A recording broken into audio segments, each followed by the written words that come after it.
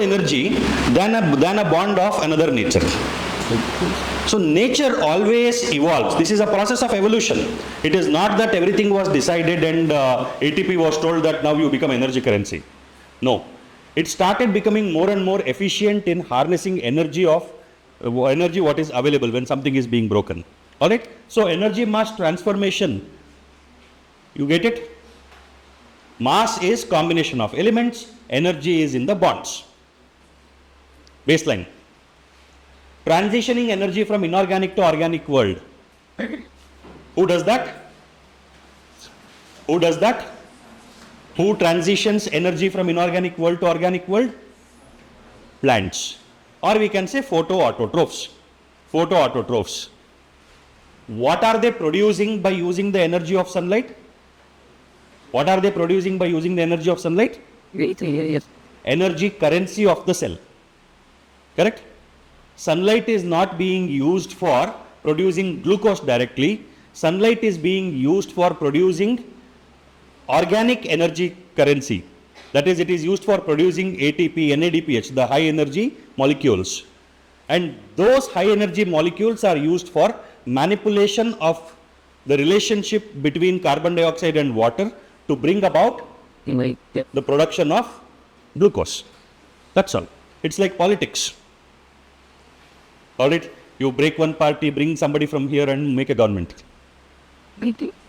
So all that coalition government is chemistry. Coalition governments are chemistry. One type of bond, one type of chemicals are one party, all similar kind. So take some of them, break it, take some of this, break it, join them, present it, you have a new party. Chemistry. Alright, chemical reactions and types we saw. Metabolism, all chemical reactions happening in the living systems collectively we call it as metabolism. There are two types of reactions. Broadly, you can go about talking about reactions in different ways.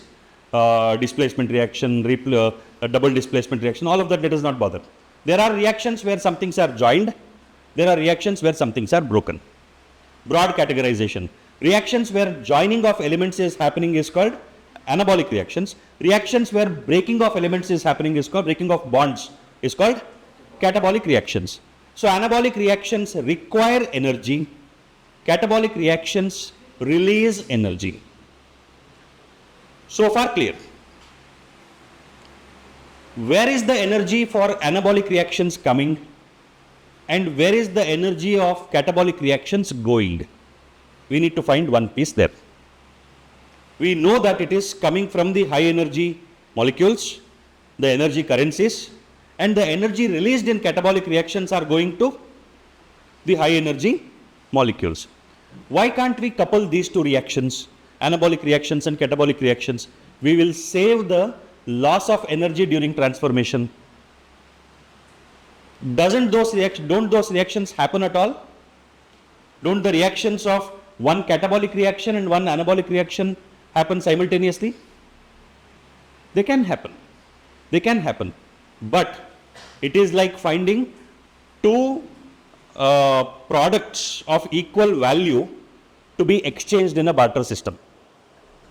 The job of bank is to give loans. That is what gives them income. Where do they get money to give loans? Where do they get money to give loans? They get deposits. They take deposits and distribute it in the form of loans. They pay a lesser interest for deposit and charge a higher interest on loans. The difference of interest between deposit and loan will take care of their expenses plus their profit. Correct? A fixed deposit will give you 6% interest. The cheapest loan is the housing loan, which will charge you 8% interest. A business loan will charge you 18 to 24% interest. Bigger loans for any bank are business loans. Housing loans are just for chai pani. Alright. Business loans are what gives them profit.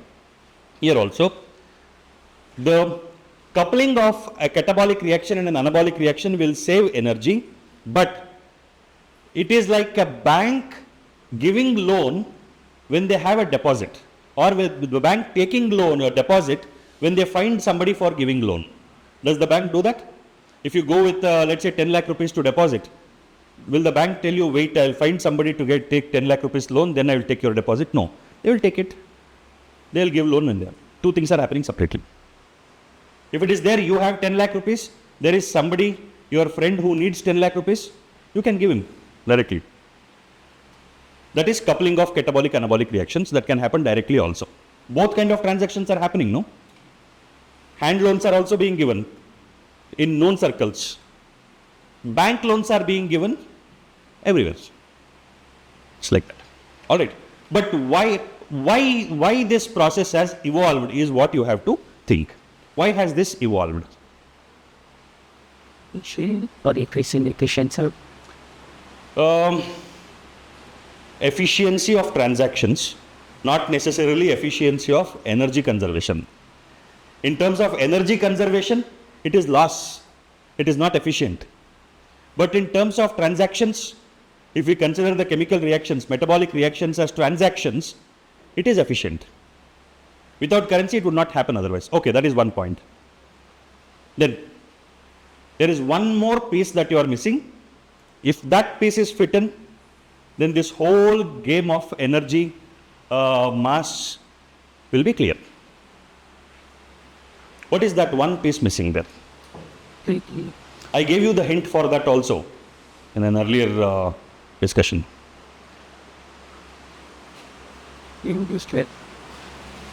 Harnessing energy or fixing energy, both are chemical reactions too. Clue number one, like the metabolic reactions. And the second clue is all metabolic reactions are mediated by enzymes. These are the two clues.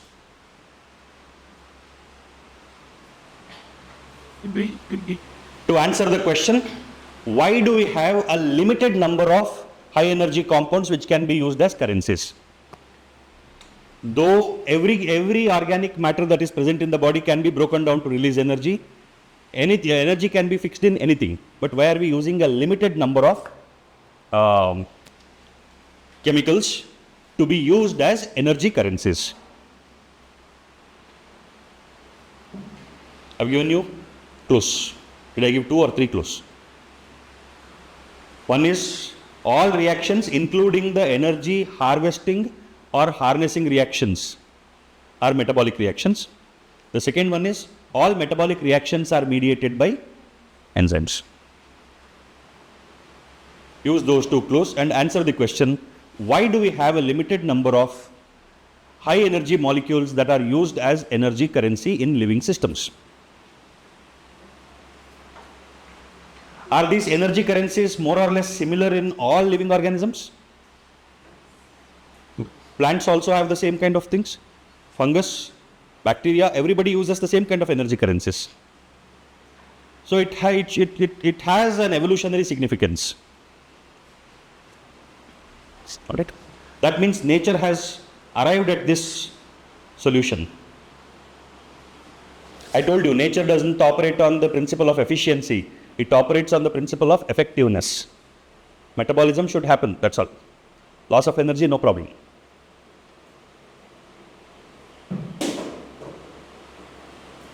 There is one such process in our body also. Highly inefficient, but extremely effective in doing what it is supposed to do. Okay, I'll not deviate from that. I'll allow you to think on the question. Okay.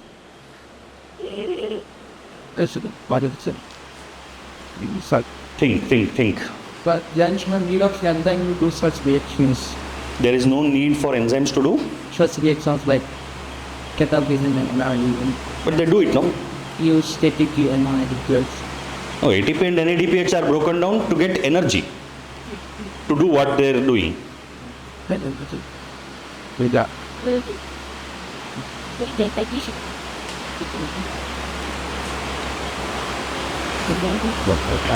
Okay, I'll give you one more clue. You will know this, but I will tell it in a way which I like telling it in. How enzymes function. How do enzymes function? How is it that enzymes are able to speed up reactions? How?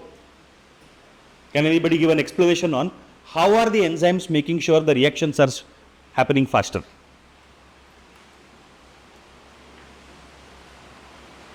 We know enzymes are catalyzing the reactions and they are making the reactions happen faster. But how are they doing it?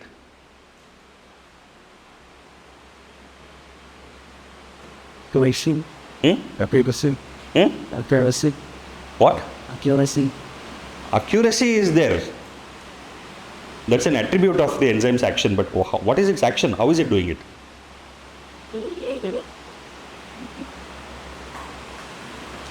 It's like telling, how are you reaching here? You telling on time. You're coming by walk, no? From your room here to here. Enzyme function. So they use the substrate and place the substrate in active state. So that is the technical explanation. So enzymes will have an active site for the substrate. The substrate will come and bind to the active site, and the enzyme will change shape or whatever it happens, whatever it does. If it is anabolic reaction, it will bring the substrates closer. If it is a catabolic reaction, it will pull the substrate at a particular point to break it. Whatever it does, correct? It's like, imagine all of us are free floating particles in this room. We are all floating freely randomly. Whenever you come in a distance, within a distance of 1 feet of anybody else, you come in a distance of 1 feet of somebody else and stay like that for 5 seconds, you should shake hands, hold hands and continue to float. That is what reaction is this? Anabolic reaction. Can this happen? Is it a low probability event or a high probability event?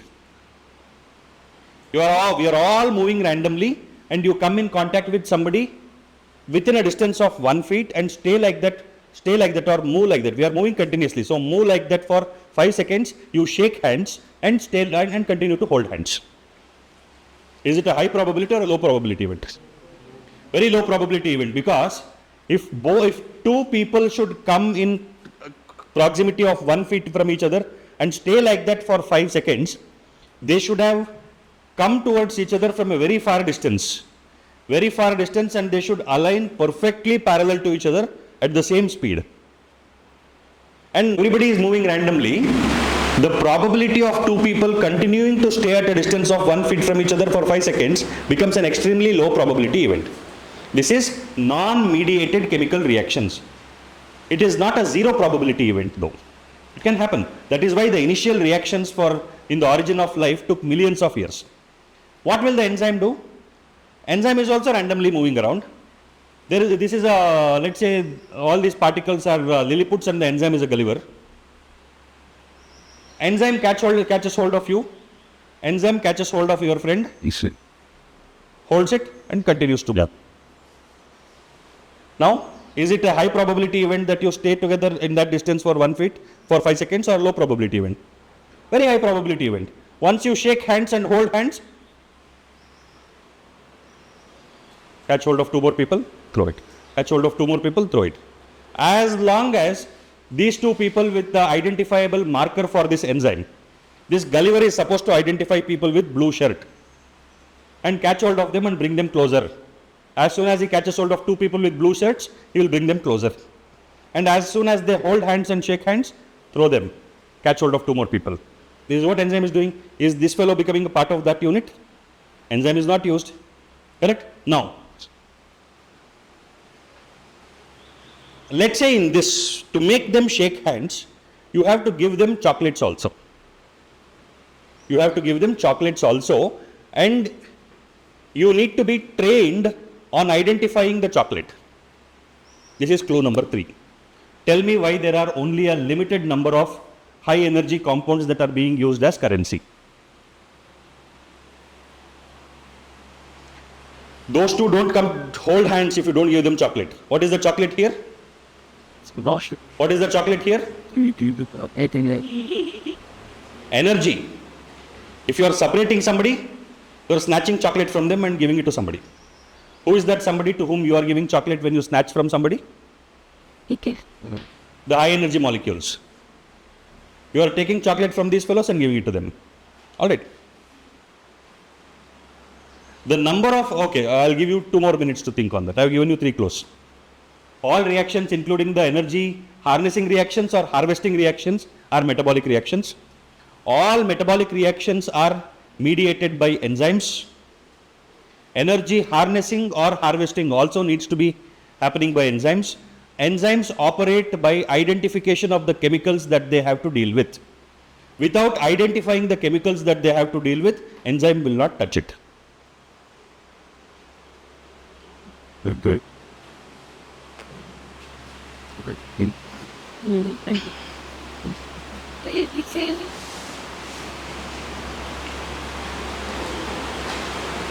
That's it.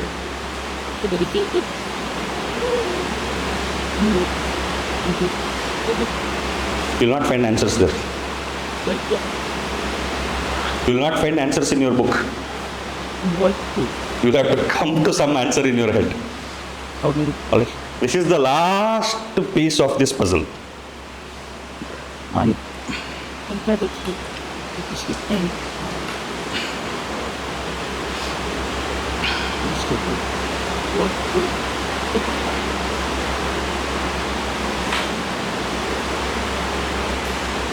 Nobody.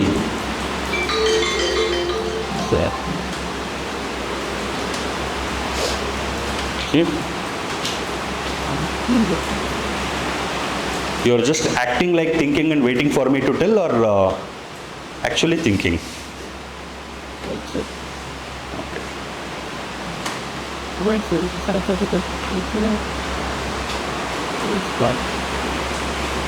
Let's say you are the enzyme. All right? You have to bring 2 people together. You have to give them chocolates. All right. There are a million different chocolates available. That means energy can be released by breaking down of any bond. And you need to be trained in identifying the chocolate. Do you want to get trained on identifying a million different chocolates?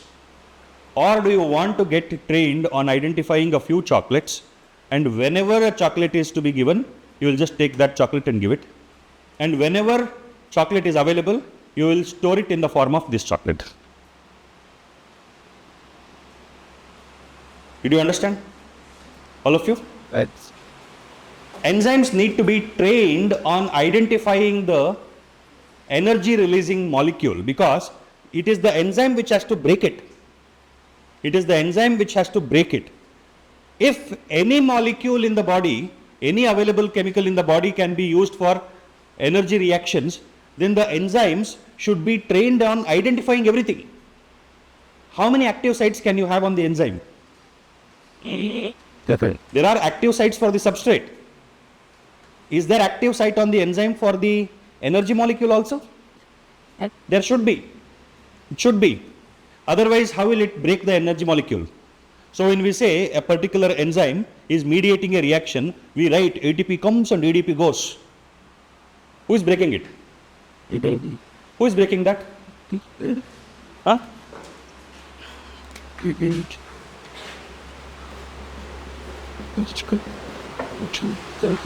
What is this reaction? Glucose to glucose 6 phosphate. The first step in glycolysis. The first step in glycolysis. So is this a catabolic reaction or an anabolic reaction? It is an anabolic reaction where And the sulfate what is the enzyme?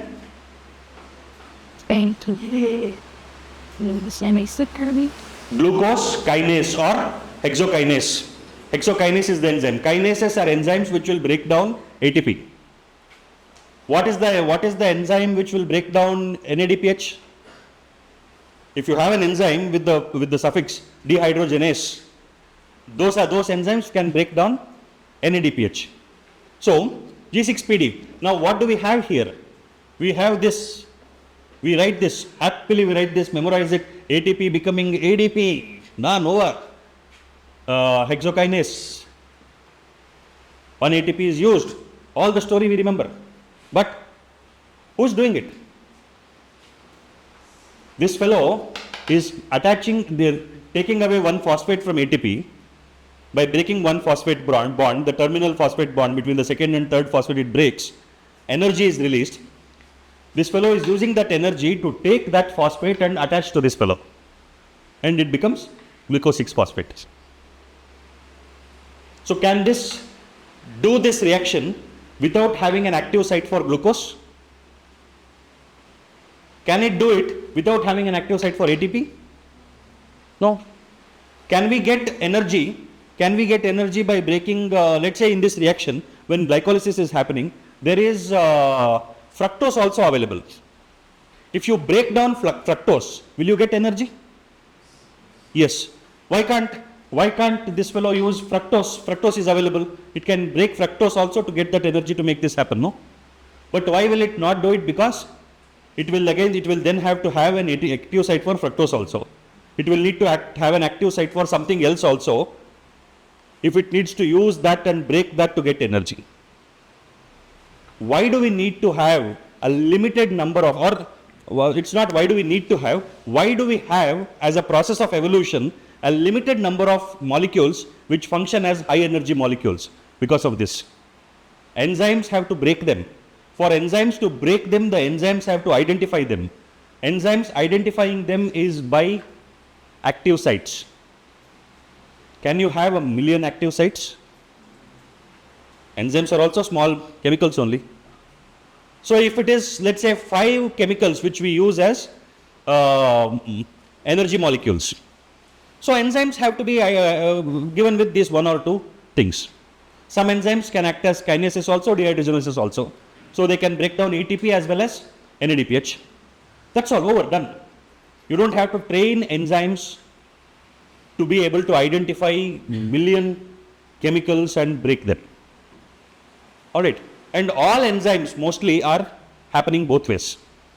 Is this a reversible reaction or an irreversible reaction in glycolysis? Still good. This one. It's a defining reaction. It's an irreversible reaction. In glycolysis, or any enzyme, every enzyme acts both ways. This enzyme, glucokinase, can convert glucose 6-phosphate to glucose also. Every enzyme can do catabolic as well as anabolic reaction. But then why do we have some reactions which we mark as irreversible reaction?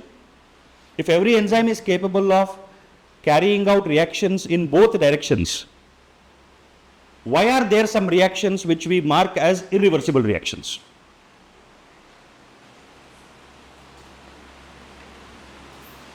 I think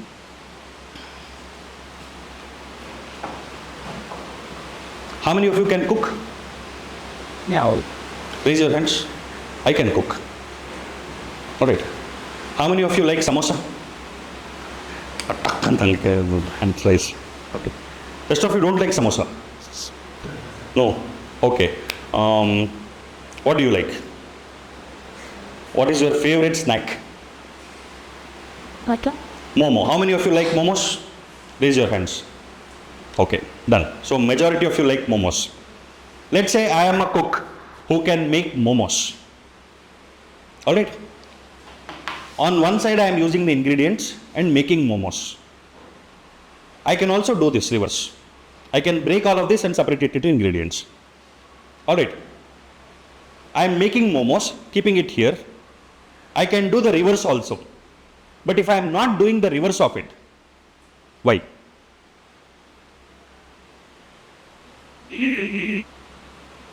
Why am I not doing the reverse of it if I am capable of doing it? Even if I am capable of doing it. unavailable areas should I keep crazy why to cook it? I can keep doing that. So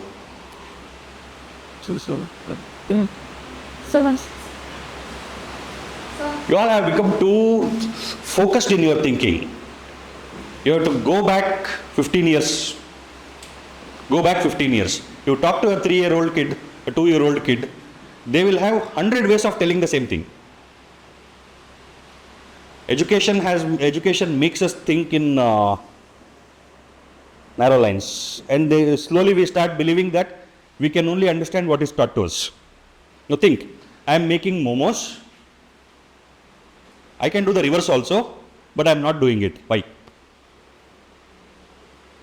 Okay, let's say in this room, I am making momos, but I am not reversing it. I am not breaking it. In another room, I am making momos and I am breaking momos. Why am I not breaking momos in this room, but in another room, I am breaking momos also? Yeah. Okay. So can I invest one? So you're in J1 movie is the one that we take into other. So In the other room, in essence this room, either the investment second or other film and you shoot without stress. you're right.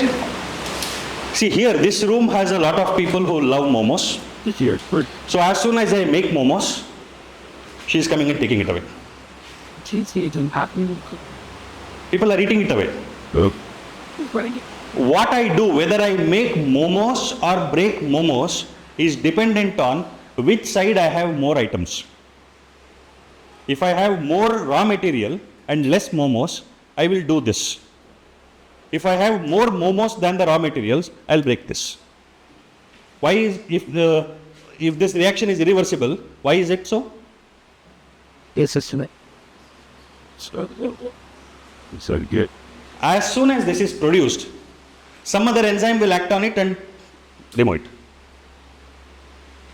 Reversible reactions are reversible because those reactions, in those reactions, the product can accumulate and become more than substrate also.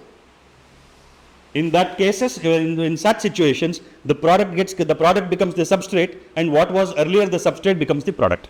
Reversible. All right. So, is this also clear now? Energy currencies. Energy currency. One process in our body, I told you, is extremely inefficient but super effective in doing what it is supposed to do. Can you think about it now? On the same lines. Or I'll tell you what is the system that is very inefficient but extremely effective. You have to explain it. Let's try. Let's try that. Is this clear for everybody so far? Eight. Energy and mass, transformation of energy and mass in living systems, energy mass transformation, how it happens, how the energy from the inorganic world is fixed into the organic world, and beyond that, it is always organic. We will get energy, whether it is us or any other organism, the energy is obtained by breaking down some organic substance. That's all. We will not be able to harness in any other way. Only plants can transform it and fix it into organic matter. Even there, all the other processes that happen in our body or in the other organisms happen in plants also. The only additional thing that happens is they have a mechanism of harnessing energy from the inorganic world. Clear? Now, same way, in our body there is a system which is very inefficient but super effective, and that is the renal system. Kidneys are very inefficient but very, very effective. Justified.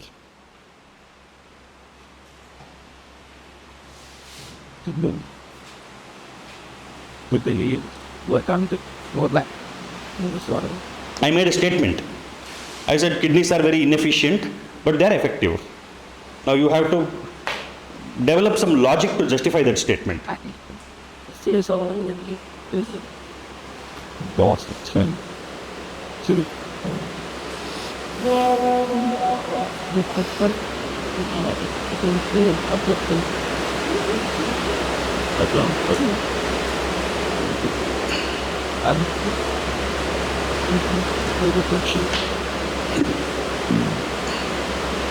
Anybody? Yes, sir. So if these are in basic skills of our body, but don't waste a lot of water. It wastes a lot of water. Okay? Go on. Elaborate more.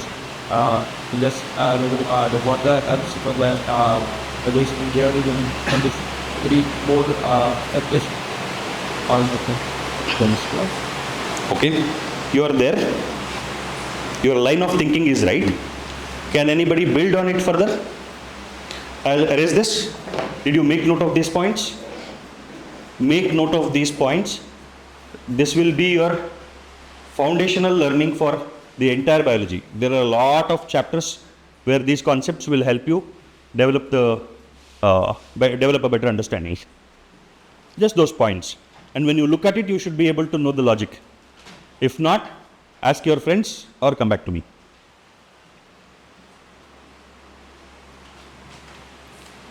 Stevie Ray too, baby. You and the Huh? Right, it's actually the least bit. Not visible. I will read it. Energy and mass. Energy, mass in living systems, you can write. Energy and mass in living systems. Energy, mass, transformation. Yes, sir. Get Can you turn off these lights?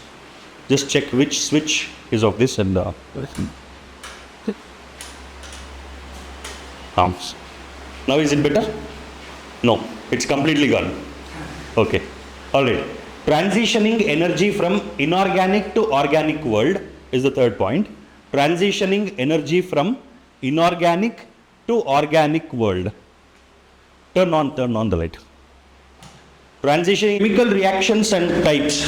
You can put a hyphen and write in living systems. Chemical reactions and types. Put a hyphen and write in living systems.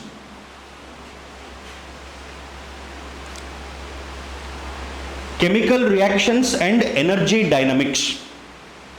Chemical reactions and energy dynamics. bye. It doesn't got the something that. Energy currencies. Chemical reactions and energy dynamics and energy currencies. All right,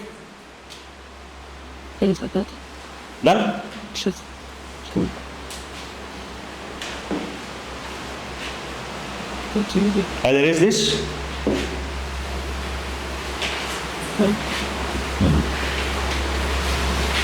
God. it's the thought. Very bad. Now with kidneys, again extrapolating the same argument of or same explanation of nature not bothering much about being efficient, but it is always effective. Evolution is always effective. It does what it is supposed to do. It may not appear to be efficient. So efficiency and perfection is unnatural. You have to do what needs to be done. The efficiency of that improves over a period of time. What will help you explain are these things. So,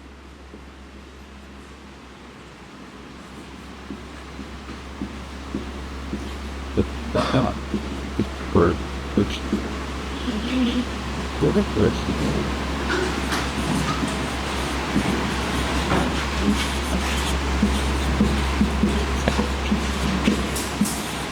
which is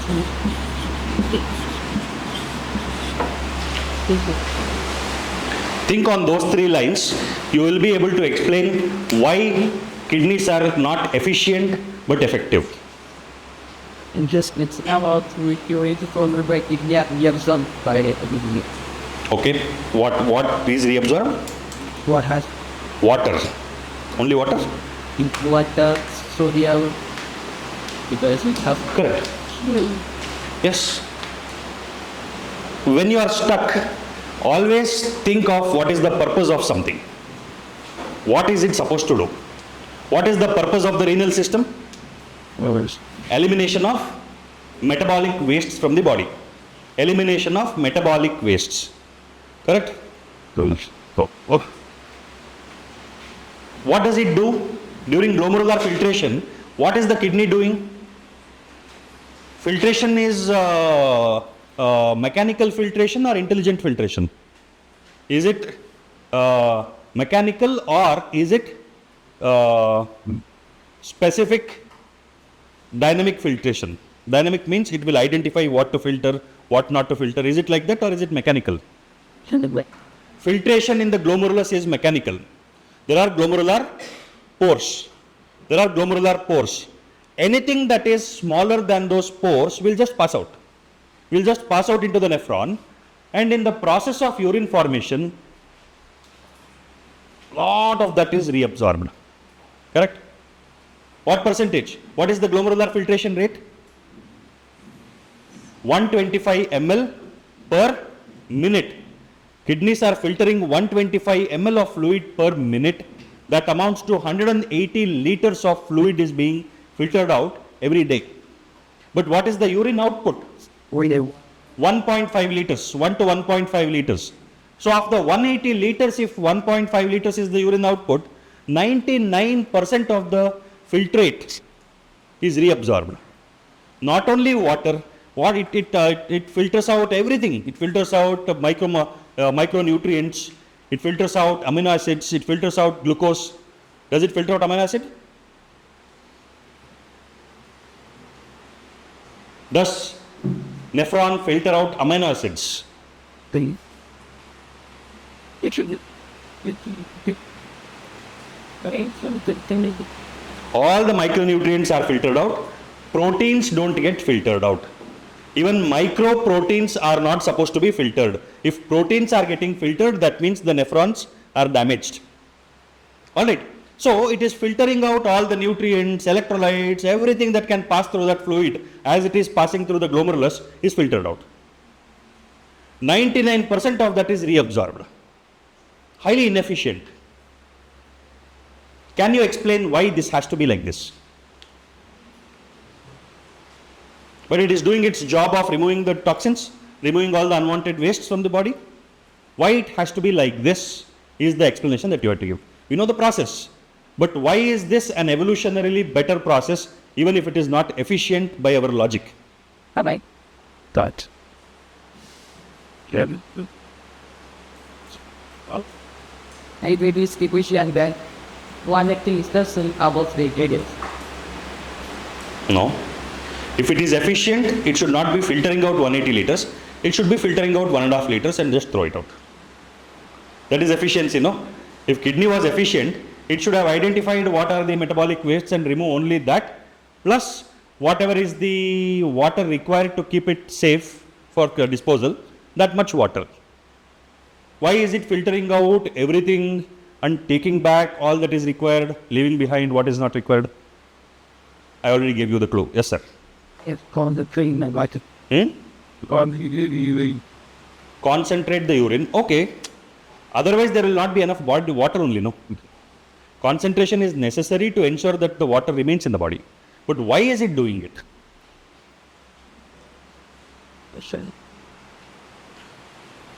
Can I?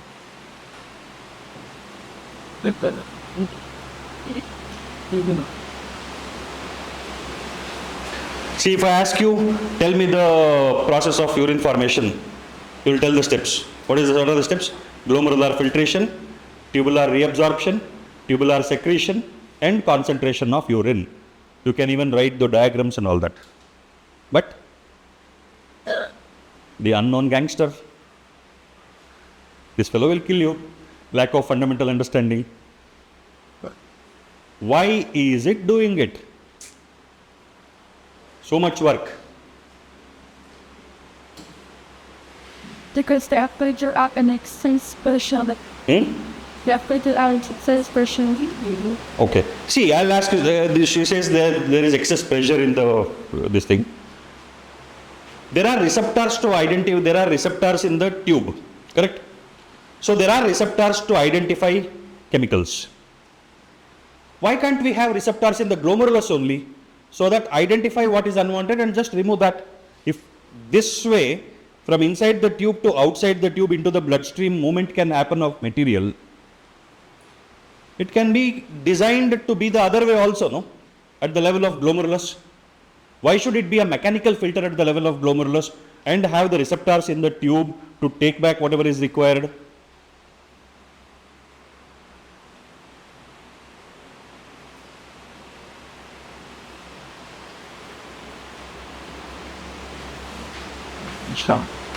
Think.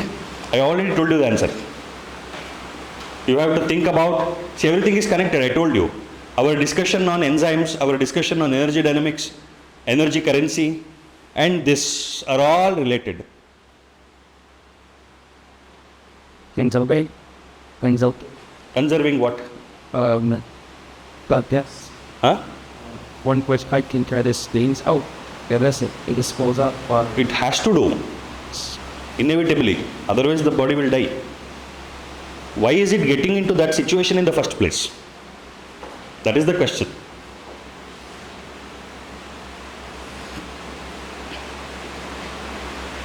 What I am trying to expose about your intellectual processing is that which is necessary to become natural in the exam. Alright, some of you have prepared for 1 year, 2 year, you might have taken coaching also. But where is it getting stuck? You cannot remember things and answer in NEET or any entrance exam. The answer should just come to you. It should be automatic. And it should happen at the subconscious level. So you see the question, you don't know how you arrived at the answer, but your mind is bringing you to the answer. That happens when you train your mind to think and build complex logic. Trying to simplify complex things, trying to put together complex things in an organized manner, make sense out of chaos. All of this is the practice that is required. If I make you sit and practice 10,000 questions also, you will still not be prepared.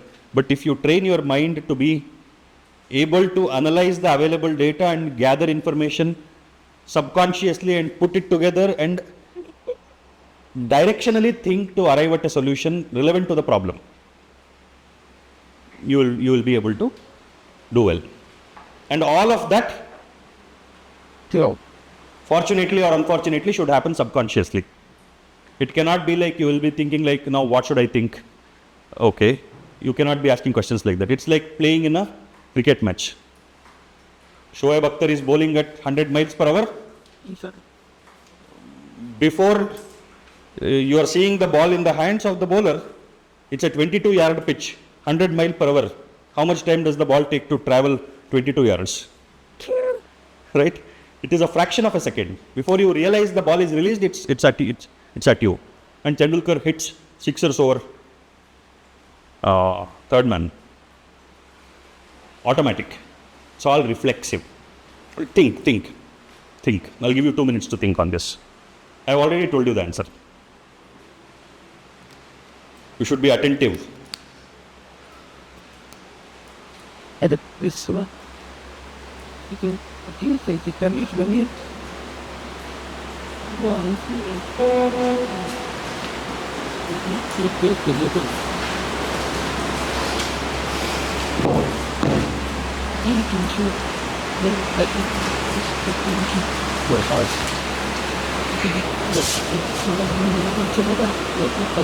Do you realize what we are doing is fragmented learning? Connecting things from here to there. Right. It's all so connected. You can start from anything, keep traveling in a random conversation, and in the course of time you will complete every topic in the syllabus. With a connection to everything, every other thing. Alright. So, not only biology, you can travel the entire syllabus of physics, chemistry, biology starting from any point.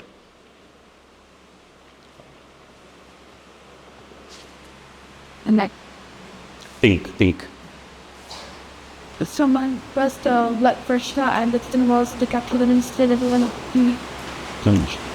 Blood pressure is, see, if it was not this mechanism, and if it was a mechanism of identifying what is to be thrown out and being transported into the nephron via receptors, there was no need for so much of blood pressure, no? Even the system for creating pressure at the glomerulus is also designed to make it a mechanical filter. My question is, why is it in that situation? So many things could have been avoided. There was no need to have such a complex mechanical filtration device, pressure filtration device, You could have just had receptors. Receptors are there everywhere. Receptors are there in the intestine. Receptors are there throughout the body. Various kinds of receptors. Why in the kidney such an inefficient mechanism has been built? To be affected, to be affected. What efficiency, what effectiveness would have been reduced if it was more specific? Now filtration is non-specific, correct? Do you agree? Filtration into the nephron is non-specific. It is not identifying what to filter, what not to filter. It is just allowing anybody to pass.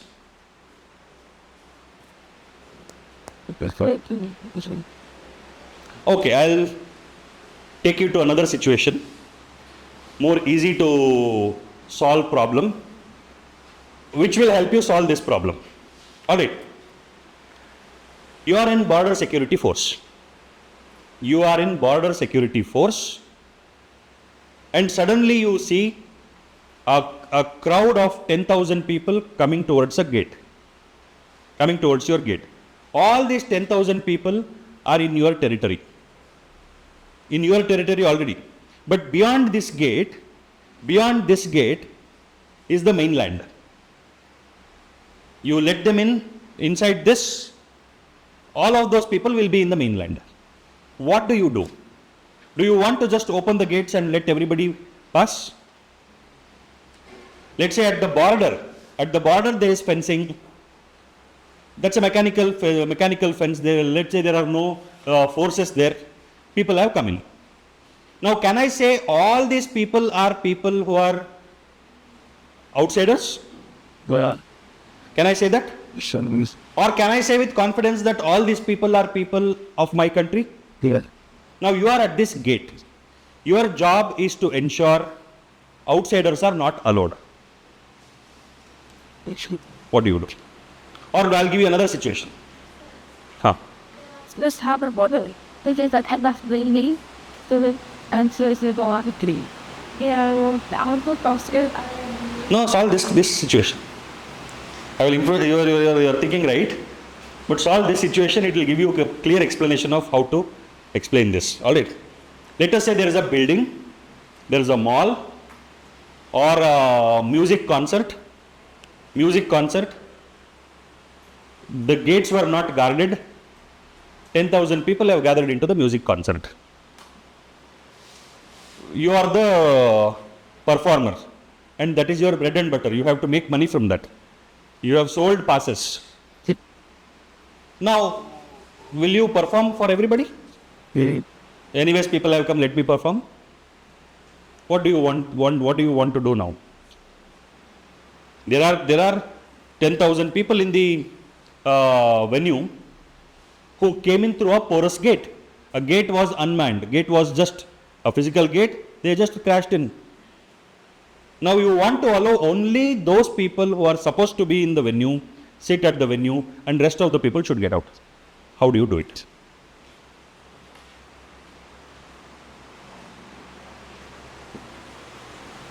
And you have different types of people who have paid you. You have VIPs who have got the front rows, who are supposed to sit in the front rows. But in the front rows, you don't know whether everybody is VIP or not. There are multiple tickets that you have sold. How will you make sure that the audience is right? The unwanted audience is thrown out. One. For kidney. Check. How? They. Let's say this is the venue. Okay. Now we are 52 people now here in this room. Let's assume there are 5,000 people in this room. You have sold 1,000 tickets. How will you throw out 4,000 people? Right. Come on.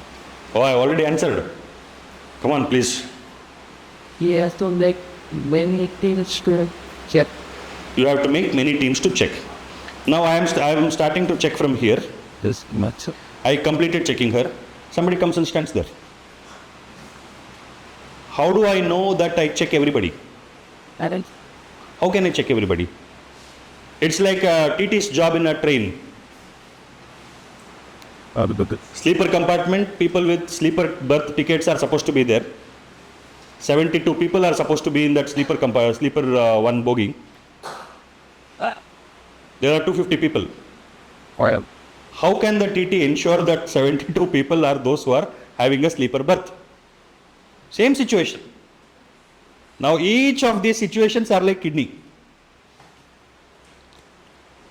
What will you do? they have it. Sure. They have it together. It's like whether they have it together. How? 72 people, a compartment a bogie which can accommodate 72 people has 250 people now. How will you remove? Some 180 people, 178 people.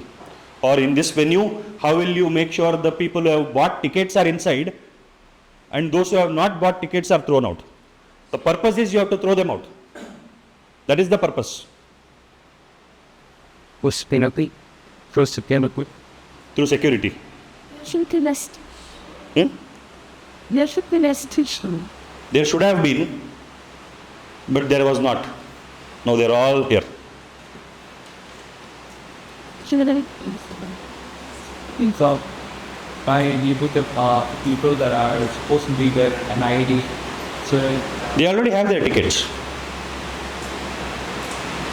But how do I separate them from those who don't?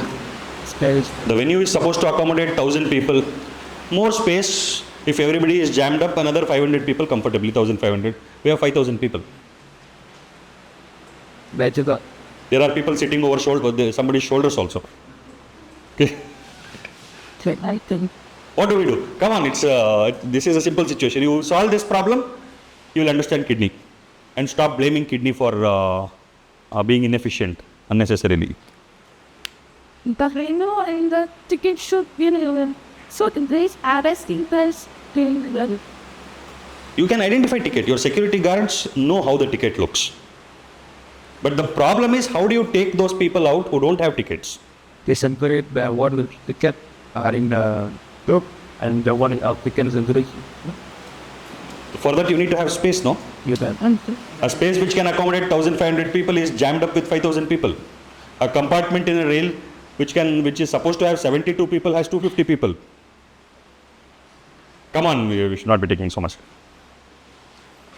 Think. Sorry. And you will first they solve everyone and you would have to do this and then at the end comes back by virtual. Do you understand kidney now? Is it easy to identify the people with tickets or is it easy to identify the people without tickets? Without ticket can be anybody. With ticket, the ticket is the marker. So when everybody is mixed up, what do? You throw everybody out and tell only those people who have the ticket to come in and you guard the gates. Show the ticket, enter. No ticket, get out. I am the singer. I don't care. Do you have the ticket? No ticket, get out. Which one is finite? The people who have ticket is finite or the people who don't have ticket is finite? Those who have ticket is the limited number. Those who don't have ticket is a bigger number. Now think about kidney. What is it supposed to do? It is supposed to retain all that is required by the body. It is supposed to retain the necessary chemicals within the body and throw out all the unwanted chemicals. How are chemicals entering our body? How are chemicals entering our body? Food is also chemical. There are useful chemicals, there are harmful chemicals, there are useless chemicals. Harmful chemicals, useless chemicals have to be thrown out. Useful chemicals have to be retained. But how are they entering our body? How are these chemicals entering our body? What? Did you understand the solution for the venue? Remove everybody outside of the venue. Have a few gates. Maybe one gate for those with VIP tickets, one gate for those with semi-VIP tickets, one gate for with somebody next level. You need to have different gates for different classes of people. Those who have those kind of tickets will come in. Those who don't have tickets will not come in. On it. Now, with respect to kidney is supposed to remove unwanted chemicals from our body. It is supposed to be the metabolic cleanser of the body, clean up the blood. Where are these chemicals entering into the blood from? Where are they coming in from? What? Hmm? Make it to That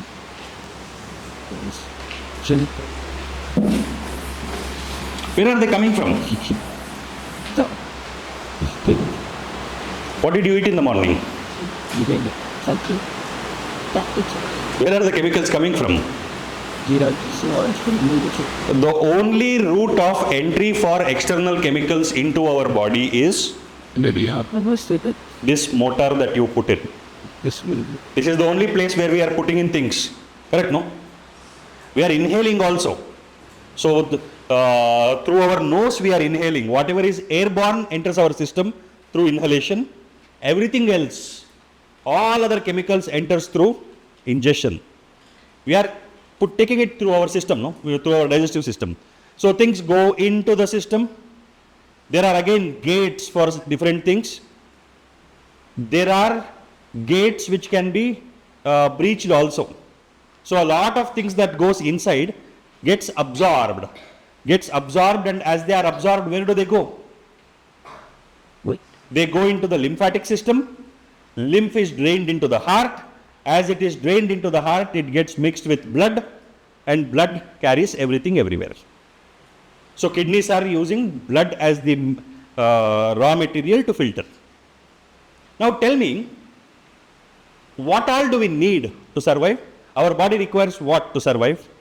It requires carbohydrates. There are only 5 classes of nutrients that we require. Carbohydrates, proteins, lipids, fats, vitamins and minerals.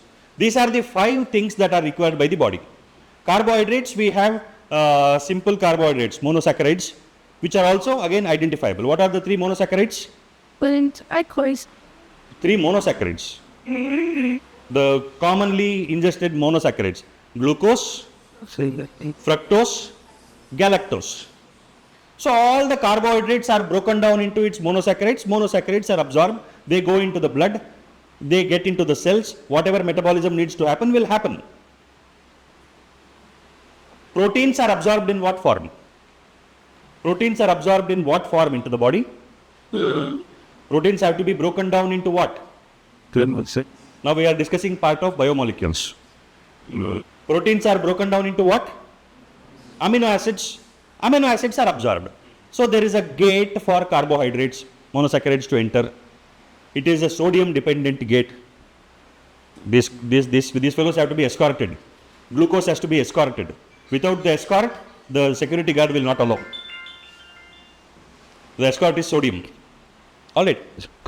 Proteins, amino acids have to be absorbed. They also have their channels. Lipids are absorbed in the form of what? Fatty acids and glycerol. Vitamins and minerals are absorbed as it is.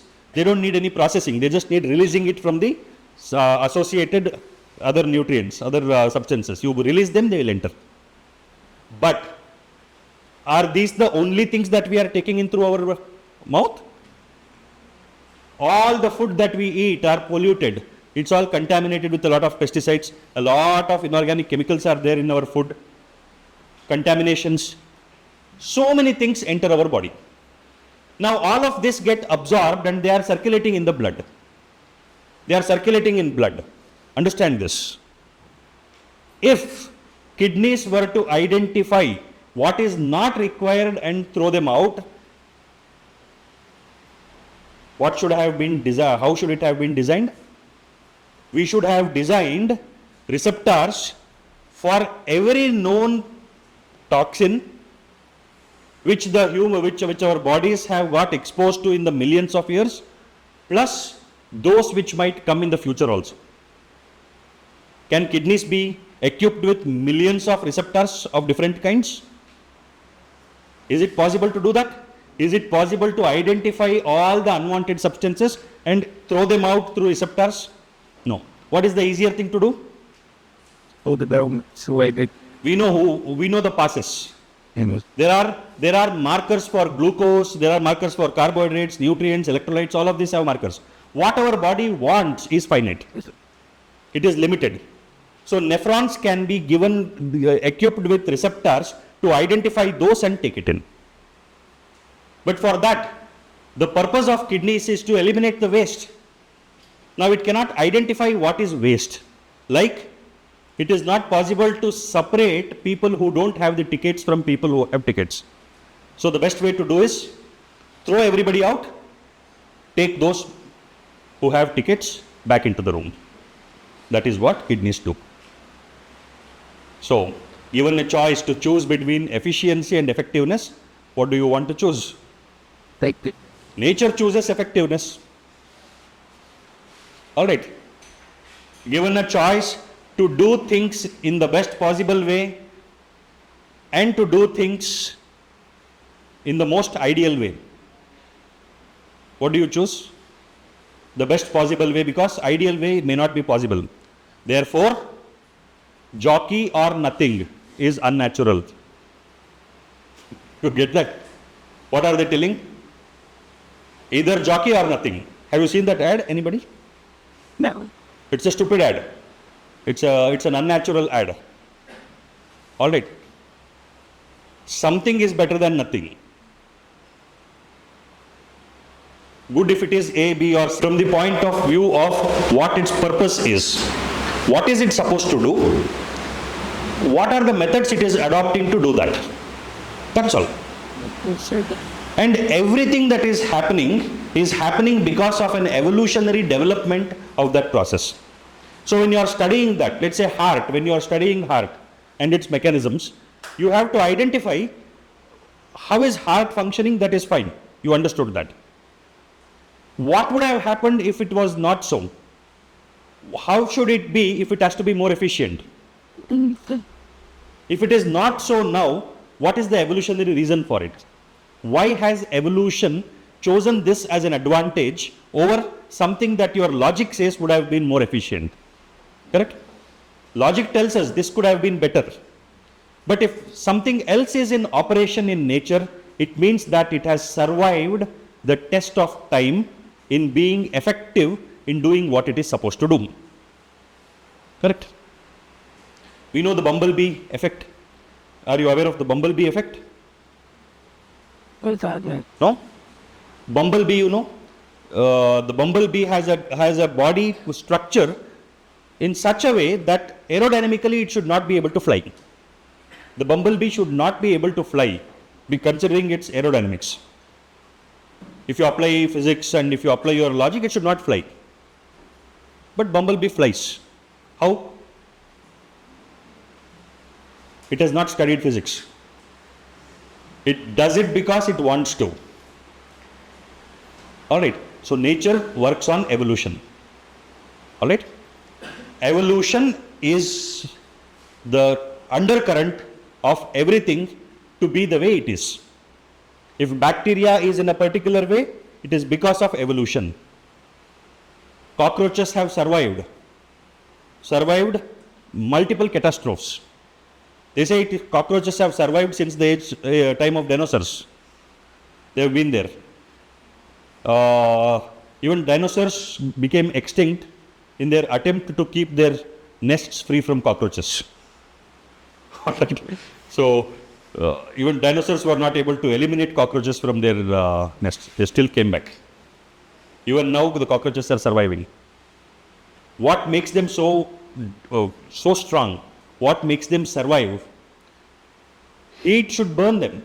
But you will find cockroaches near stoves. Kitchen is their favorite place. Why? You have to study. So when you are studying anything, when you are reading anything, you have to make sure to look at it from an evolutionary perspective. What has it developed that is making it survive?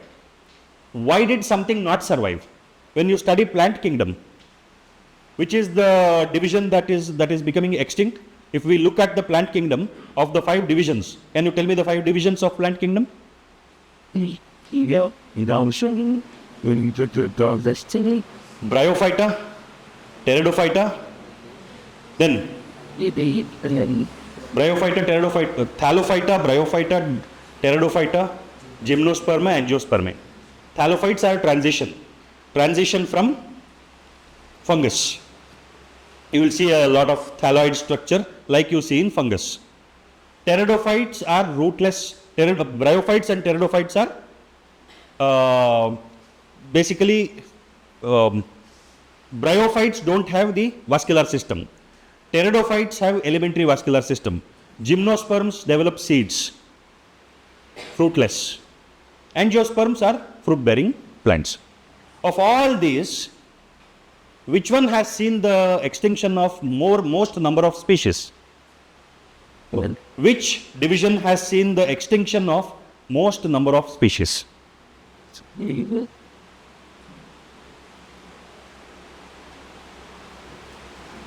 This one. Which one? Which is going to use at Gymnosperms. Why? Imagine Hmm? what is the term? What? They think for each of the Making for each other sing. making furniture for houses. So we are responsible for its extinction. Established just ways. function and the Don't attribute so much importance to yourself. Yes, we have contributed. Okay, let us eliminate the human contribution. Naturally also gymnosperms are not surviving. Why? They are going down.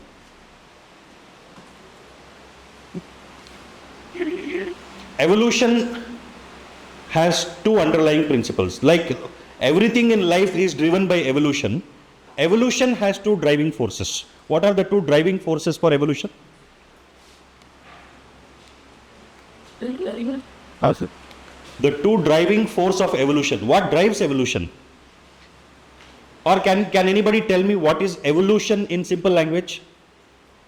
Variation. Hmm? Variation. What? Variance. Variation. Okay. Simplify more. the only one that makes the next Is evolution always beneficial? Not good. Not necessary. Can I say evolution is change? A directional change? May be beneficial, may not be beneficial.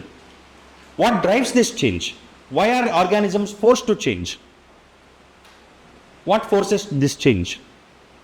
For that you need to know two driving force for evolution. Two things are driving all organisms. The next thing that is common between all organisms, whether it is bacteria on one end or human beings on the other end. The most primitive to the most evolved, or so we assume. Alright. One is the energy mass dynamics is common to every organism. The second one that is common to every organism is evolution.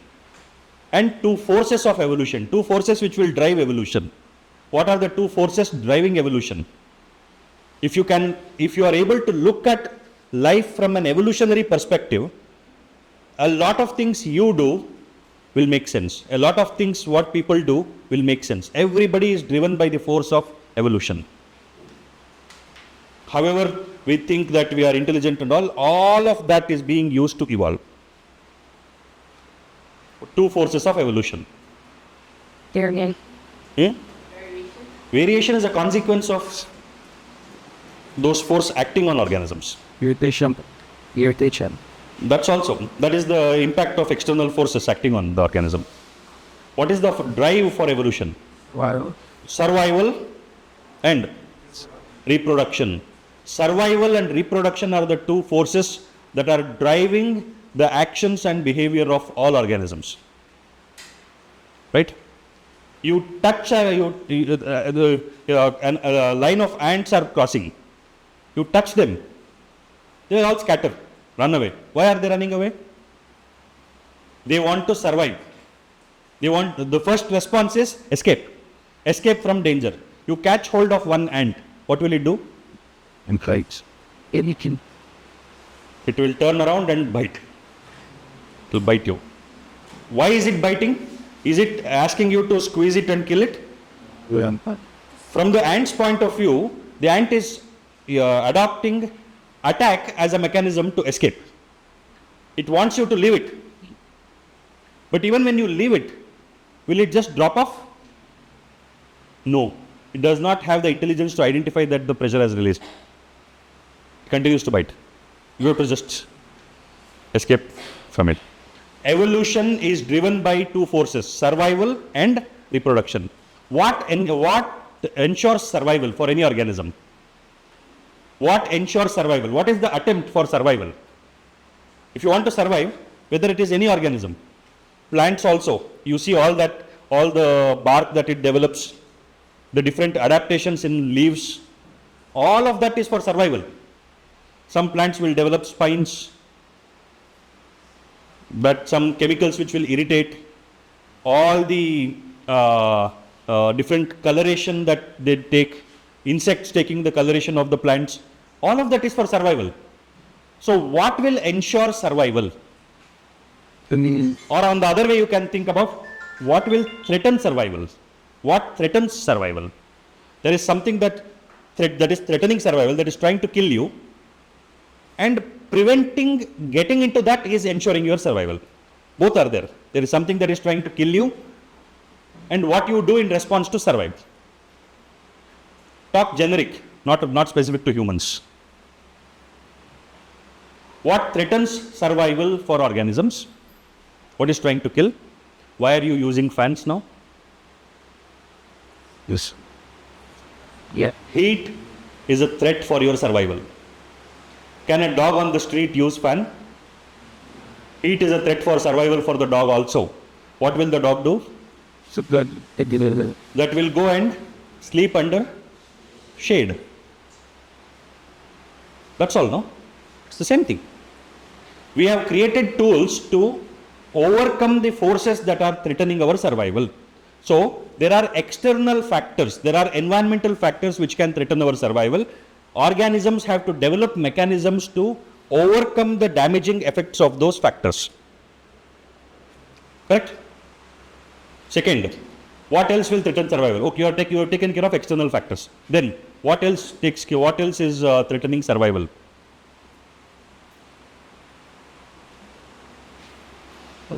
He's going to look at. There's a good thing. should be loving.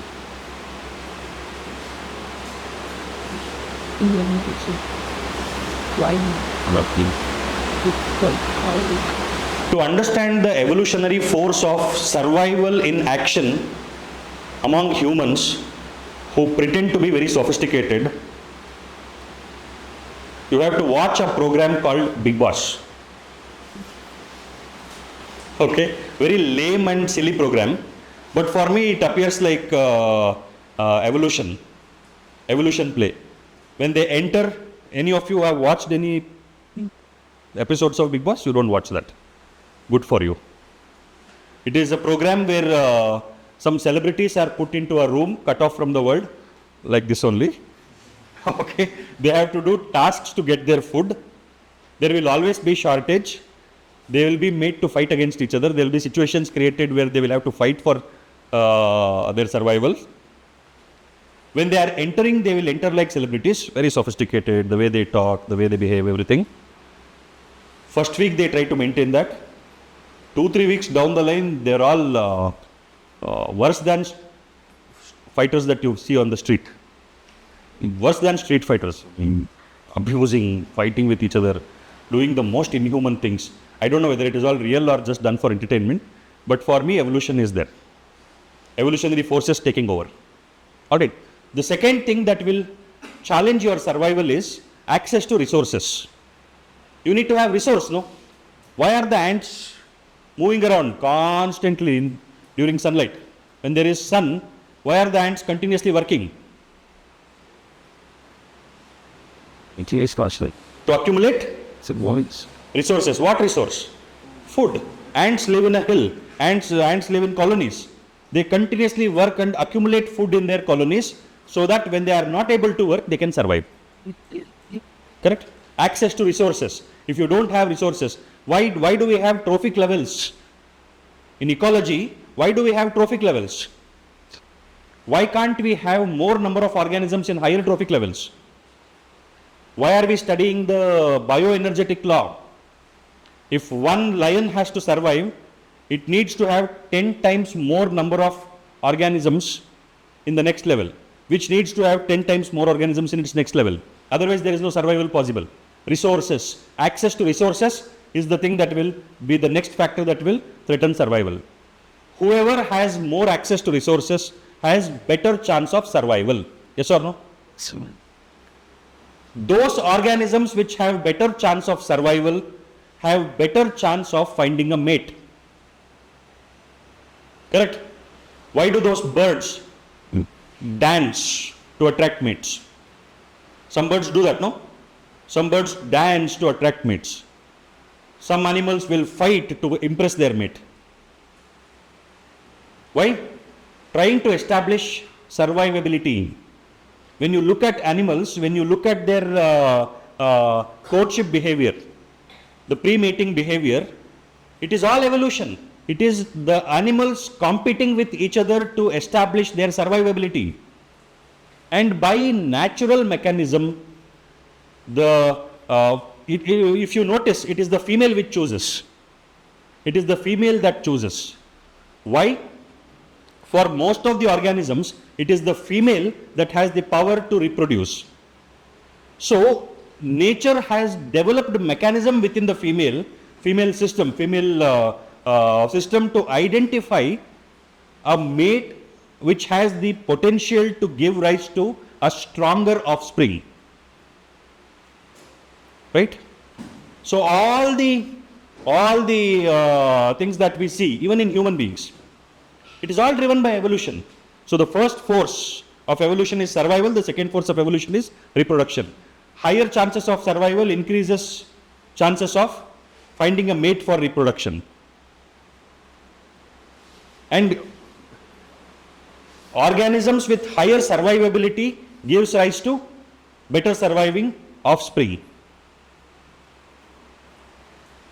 Law of survival of fittest, Darwin's theory. That is what is survival of fittest, no? It is not that the weaker ones are beaten down to death. It is just that the weaker ones will not be able to access resources. With not having enough access to resources, the weaker ones will not find mates. So the reproduction rate among the stronger organisms or well adapted organisms is higher than the reproduction rate among the weaker organisms. Eventually, the growth of rate of this population will be more and the growth of rate of this population will be less. Gradually, you look at it over a time frame, this population will become the predominant population. This population will not get mates and they will eventually die away. That is survival of the fittest. Why are you here? You competed with 400 people to have access to the resources. Why do you want to have access to resources? It improves your survivability. What resources are you fighting for? You are fighting for the resource of opportunity that will give you a better career. And why do you consider medicine to be a better career?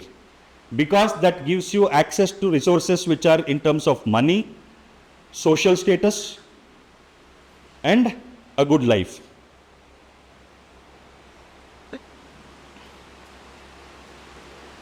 The choice of partners also will be determined like that only.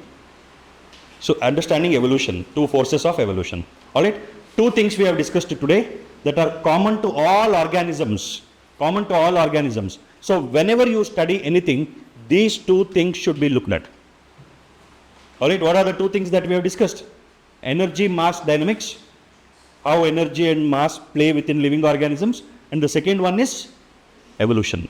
How evolution has led to the development of life the way we know it today.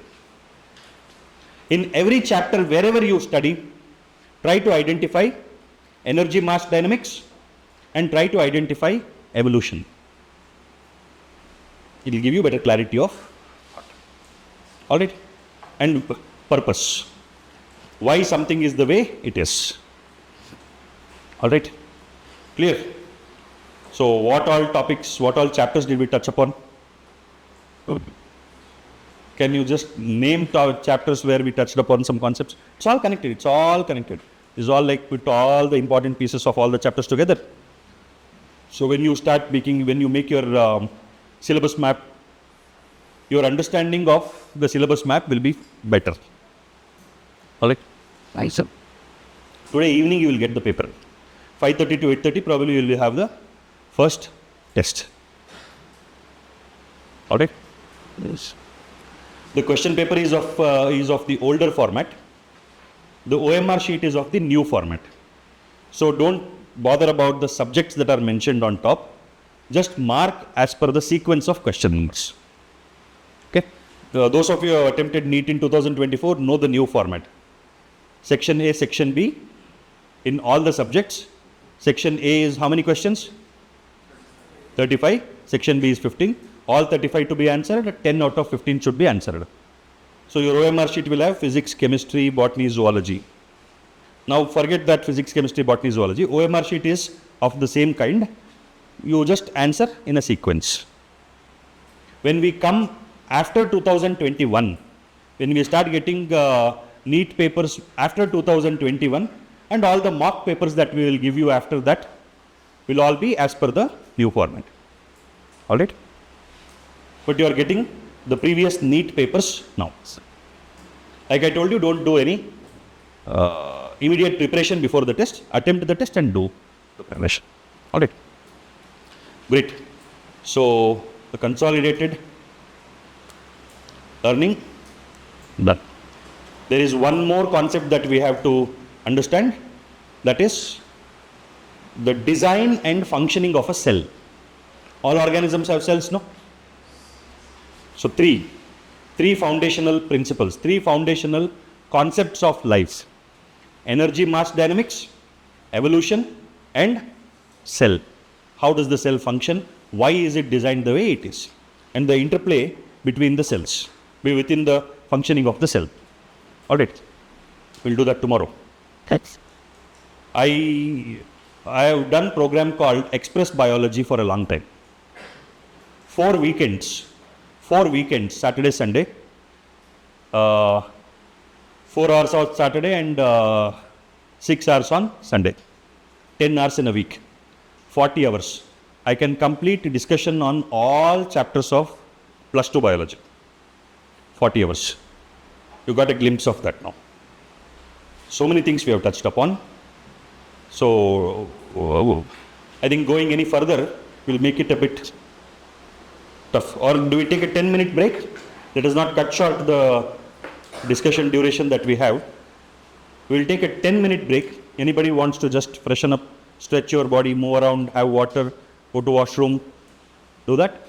Now it is 11:52. We will reassemble at 12:02. Okay. We will discuss some basics of cell biology also. All right. Feeling too much?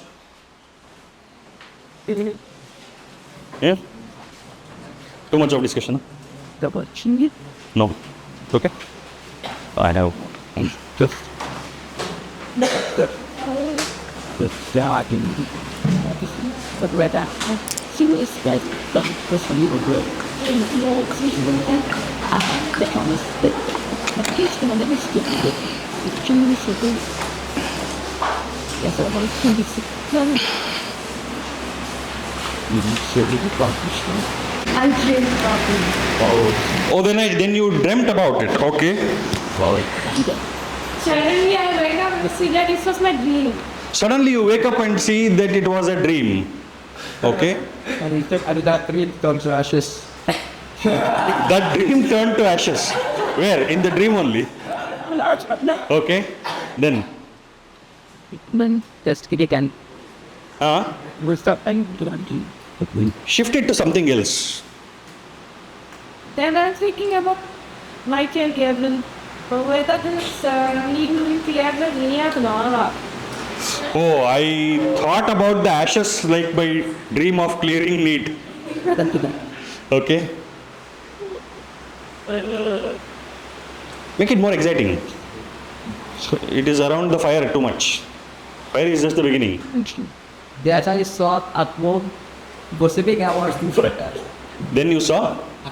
gossiping about the fire. Oh, then he saw his friend gossiping about fire. That's good and put a status. And that's a click at word. That's Click it and put the status. Alright? Oh, I get it. I'm Now it's getting boring. I will. See, somebody could have told, I poured water on the fire. Yeah. Water came from the stream next door, in the mountain next. I had gone to a mountain expedition. I saw somebody climb the peak. There was an aeroplane flying. Donald Trump was flying in the aeroplane. Trump was shot. Goes like this. My friend had gone to weapons training. Anything. Yes. Those who change the direction of the story add value to the story. See, when you do this, when you play this game, somebody starts something, it can be any random thing. Continuing in the same line is building that seed around that thing. You should use a cue to take it to something else, which is not related to the original place where it started. Goes on like that. So lateral thinking. All right. What we did in the last 2 hours is also that. Starting point can be anything. With anything, you should be able to go anywhere. It can be a very fun game. Maybe another 2-3 months, you will all be playing that game happily.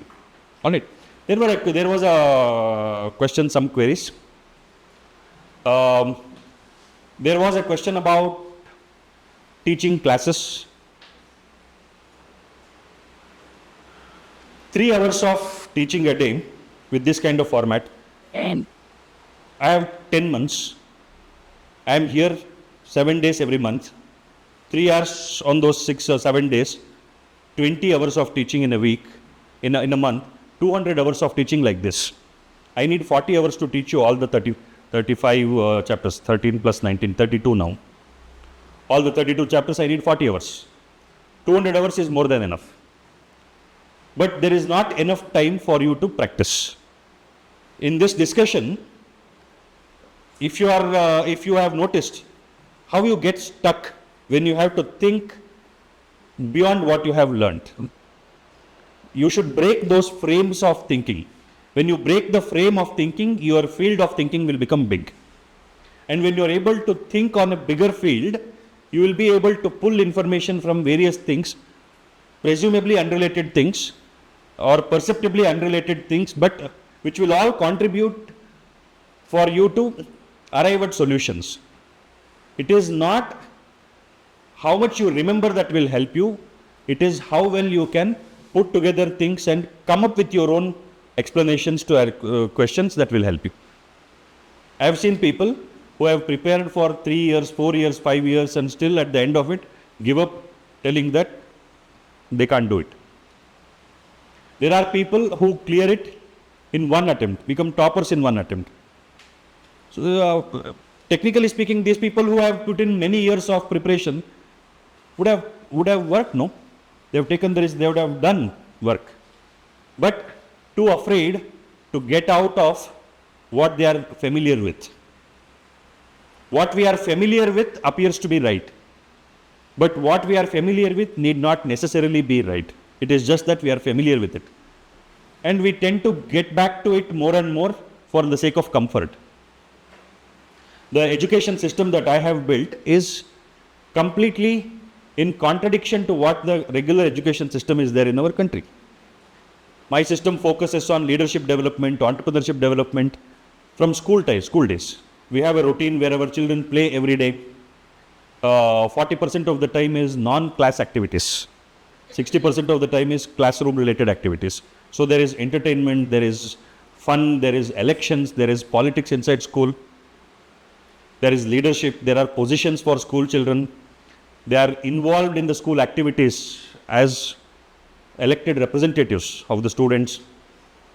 Not something which is normally seen in schools, but builds. We have to be fearless to work on the right things. So some statistics I was giving him.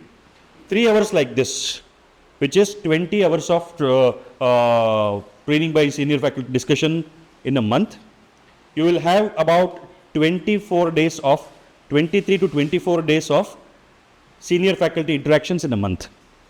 24 days into 3 hours is 75 hours of classes in a month. We have 10 months. 750 hours of teaching time. All right? Much more than what is necessary. And with this kind of format of discussion, it is not like it will take so many hours to complete. Going here and there, in there and there. It's a very effective way of learning things in a faster way, in a faster pace, at a faster pace. All right. Apart from that, there was one more thing that he asked. There are so many offline apps which will give practice papers. Can we get access to that on our tabs so that we can practice more papers? I gave some statistics.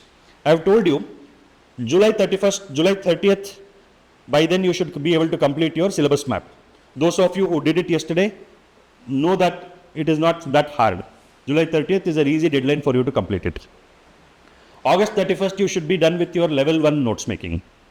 October 31st, you should be done with your perspective based notes.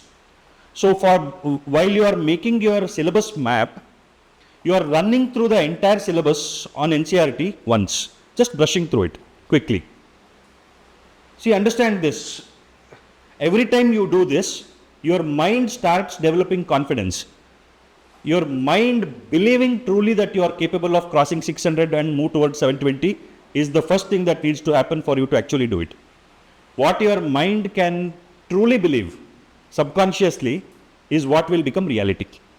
You are putting in 10 hours every day, but in your mind you feel probably it's not possible. Your mind will make everything to make it not possible.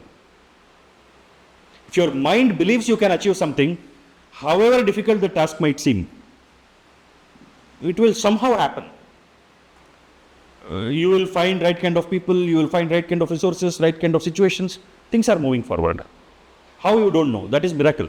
When the mind can believe in your ability truly, miracles happen. All right. How will the mind believe? Mind is an organ of habit. What you make the mind experience more and more, that is what will reinforce its ability, reinforce its beliefs. So you have to make the mind experience success more often. You have to make the mind feel confidence more often.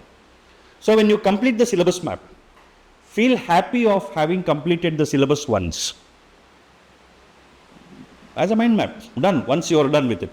By July 30th, you would have brushed upon everything as an outline. You might have been out of touch for a while. You brush it. To do your level 1 notes, you go a little more deeper, but you again do it once more. Second time you are done. And every time you are trying to look at the syllabus from one perspective, you are again looking at the syllabus from the beginning to the end. So in this attempt, you are going through the syllabus in a sequence multiple times. By October 31st, you will have all these notes. You will have your syllabus map, level 1 notes, and the perspective based notes on all the subjects. You have your revision material ready. By October 31st, you would have done 15 full length papers.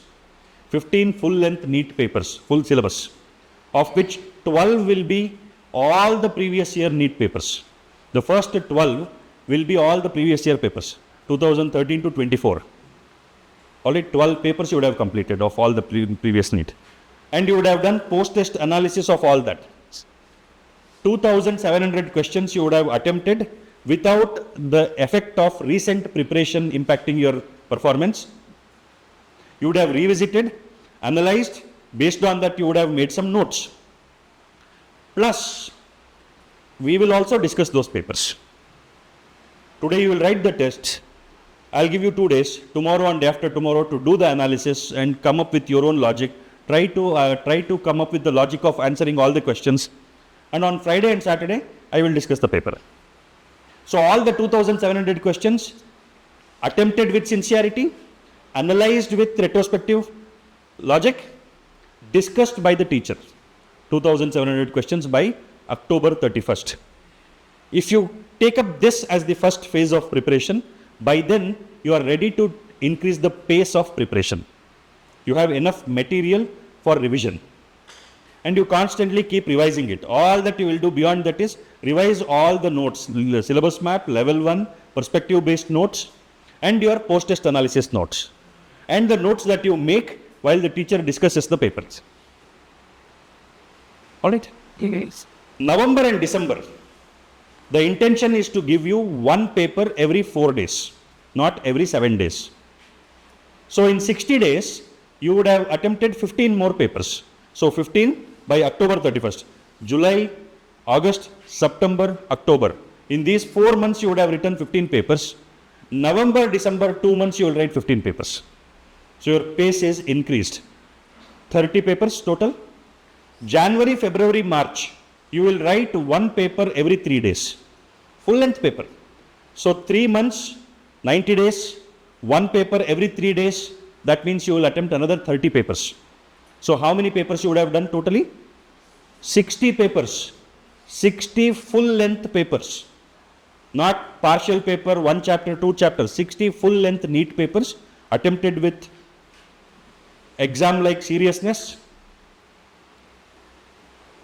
3 hours, 20 minutes when we start giving 200 question papers.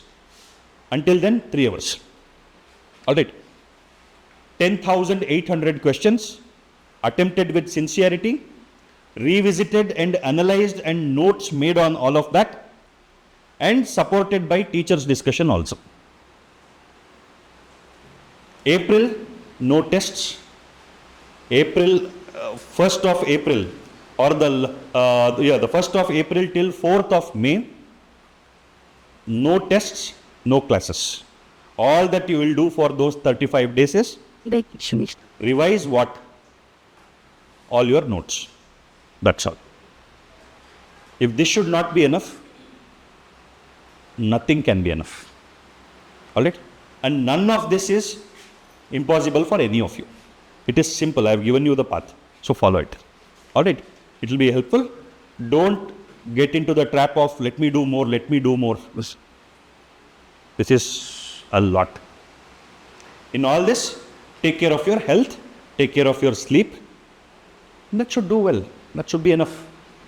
600 plus for everybody. 720 for 48 of you.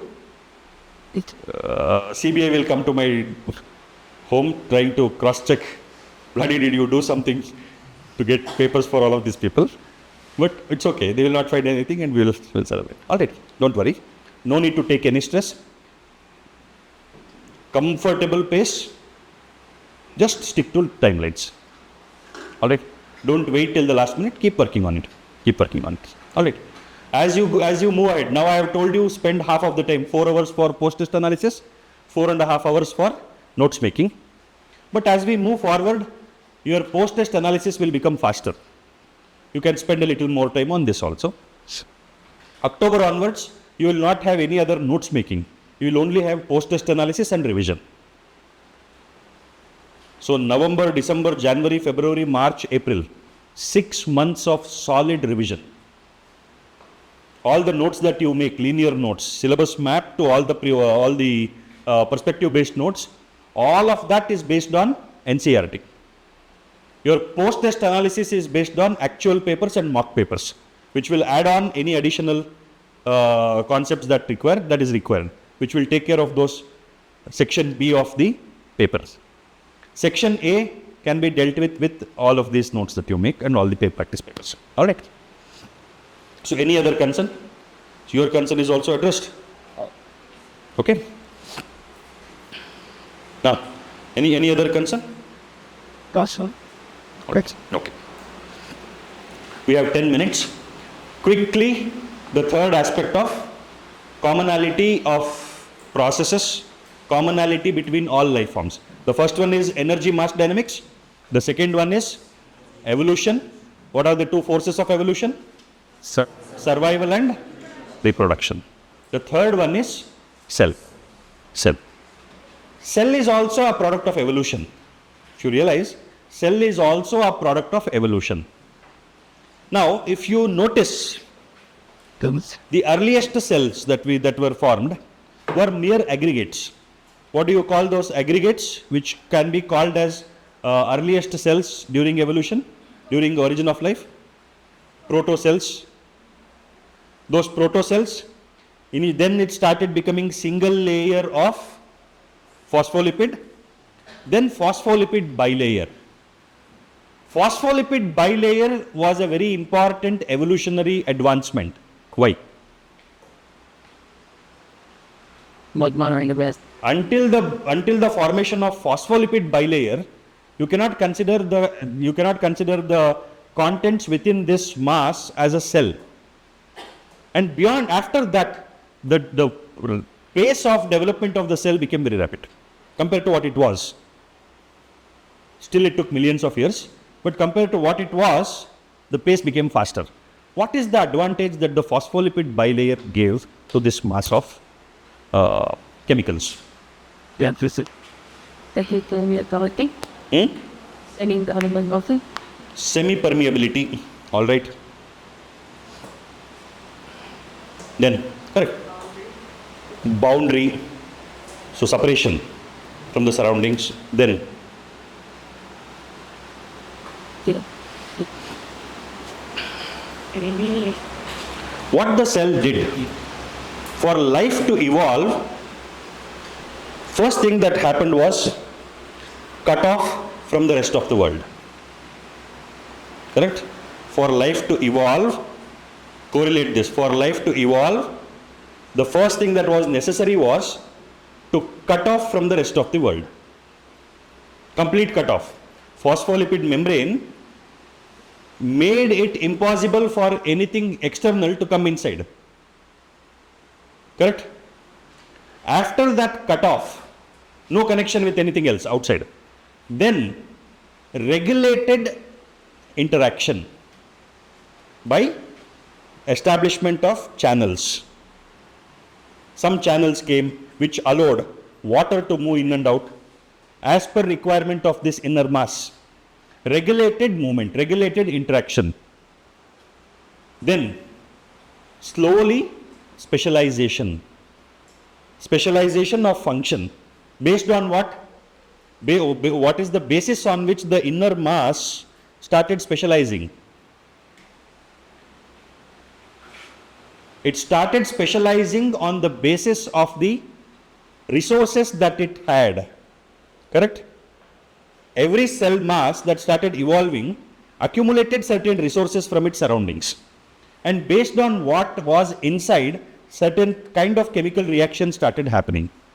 And that led to these particular cells developing certain specialized characteristics. What is the specialized characteristics? The ability to transform certain chemicals into another type of chemical. That's all. Chemical reactions only basically. Evolution of life began with the ability of these cell masses to start bringing about chemical reactions, metabolic reactions. The next best thing that happened in the evolution of cell was certain proteins becoming capable of mediating chemical reactions. Enzymes. First thing was boundary, developing the boundary. Second thing that gave the speed for the development of the cell was certain proteins becoming capable of mediating reactions. What do you call that? Catalysis.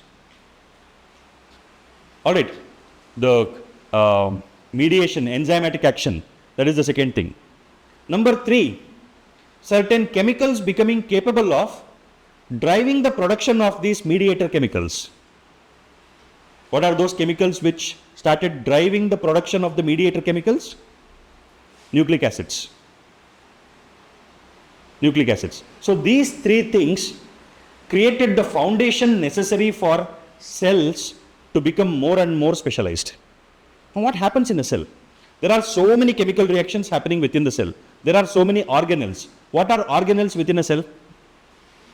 Strength. That's seven. Then you're out. They are specialized chambers capable of carrying out certain set of connected chemical reactions. Correct, no?